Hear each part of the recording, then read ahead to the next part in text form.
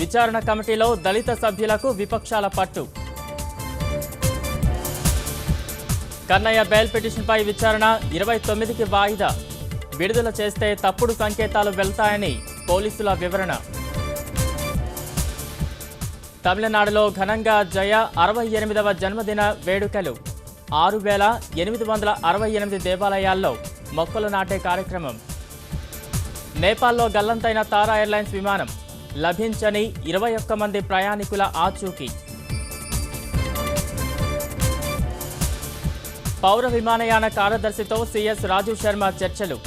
వైమానిక విశ్వవిద్యాలయం విమానయాన ప్రదర్శనపై సమాలోచనలు. వరంగల్ ఖమ్మం పురపాలికలకు నామినేషన్ల గడువు నేటితో ఆఖరు. అభ్యర్థుల ఎంపికపై పార్టీల ముమ్మర కసరత్తు. కరీంనగర్ జిల్లాలో సత్ఫలితాలు ఇస్తున్న సాక్షర భారత్. ఉపాధి కూలీల వద్దకు వెళ్లి చదువులు నేర్పుతున్న సమన్వయకర్త.